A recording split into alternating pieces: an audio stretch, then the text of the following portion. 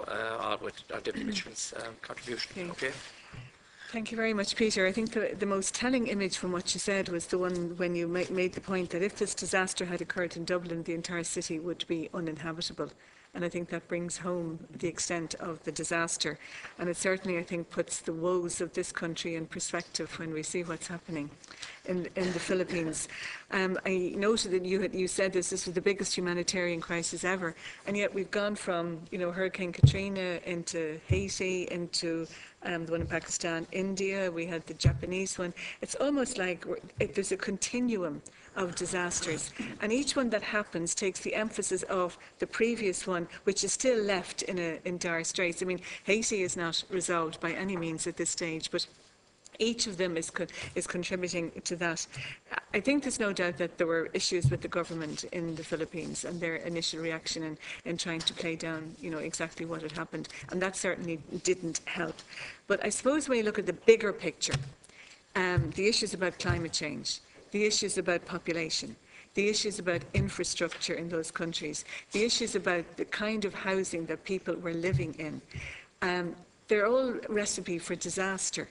And when the disaster comes, we know it's the most vulnerable people who are very much affected by it. And I think those aspects have to be taken into account when it comes to reconstruction. And I think as a society, as a world, we have to take climate change seriously, and we have to take population issues seriously, or otherwise we're just creating more disasters, for the future. It's hard to get your head around the number of organisations that are there. I mean, just reading today, the British Royal Navy are looking after one part, the American Navy over another, there's Israeli doctors and relief teams in another part. And, surely there's a need for a lead organisation that when it happens. And I don't know if that's UNICEF or who it is, but surely there can be some agreement that when these disasters happen, that there will be a coordinating point that will lead on all of this. And I suppose my last point is just about in relation to Syria, because here we have another example. Syria is pushed down the list now a little bit further because of what's happening. We do know that there was a lot of money pledged to Syria, but there's a lot still owing. And what is happening on that? Thank you. Okay, maybe you can comment now on both Deputy Mitchell and Deputy Sullivan. Peter, thank you, Chairman, and thank you, Deputies. Deputy Mitchell, thank you for your kind comments about UNICEF. I think you made one point, basically, in relation to gender-based violence, rape, in other words. The fact is that... Well, also gender-based violence, I just mentioned that. Yes. The fact is, in these situations, men take advantage of situations like this to cause abuse. And it comes down to very basic physical things.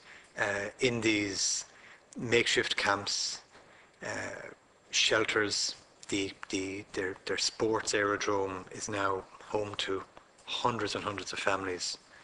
It's dark at night, there's free movement of people, and men always take advantage of those situations. UNICEF is very, very mindful of this, and we are responsible for that aspect of this crisis.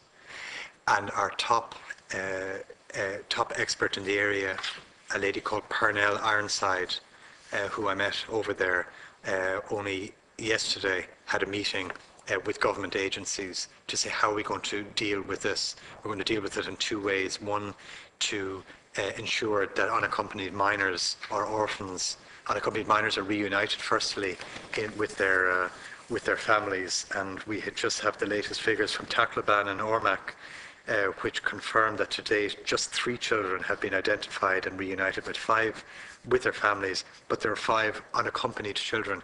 These are children who probably lost both their parents and possibly brothers and sisters as well. And we did hear terribly tragic stories because of, maybe families living in clusters of entire families and first cousins being wiped out in their entirety, and that's very, very sad.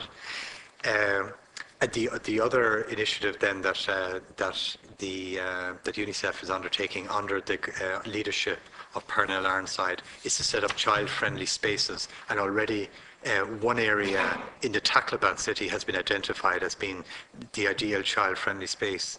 And the reason why that's so important is that, and again, members of this committee who would have been Zaatari refugee camp would have experienced this, that children, they're at their happiest when they're with other children and when they're playing.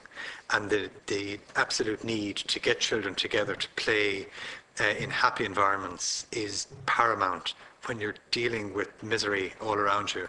And that's one of our top priorities, is to create these child-friendly spaces. So I hope that deals with your question. And Deputy O'Sullivan, yes, 2 questions on climate change and the coordination issue, and Syria, which we mentioned.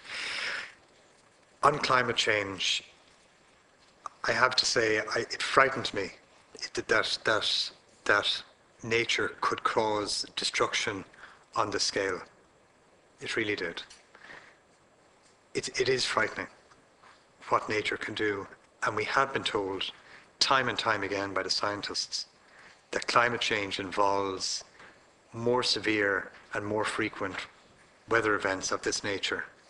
And perhaps we've seen the first of many.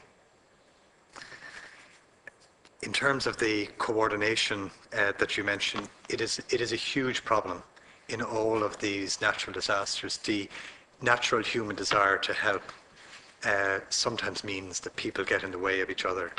And the need for coordination has been long recognised, and that's why I mentioned the Office of the Coordination for Humanitarian Affairs, led by Valerie Amos. Her job is to do that. But organisations have to be mindful not to engage in duplication, and that was a huge problem, as I mentioned, in Banda Aceh. So we have to learn from the lessons of the past. But at the moment, it's just humanitarian at the moment, just to care food, water, medical supplies, child protection, clearing, before we ever talk about reconstruction, which is way down the road. And thirdly, Syria. Yes, the coping with the Syria crisis is still an underfunded program.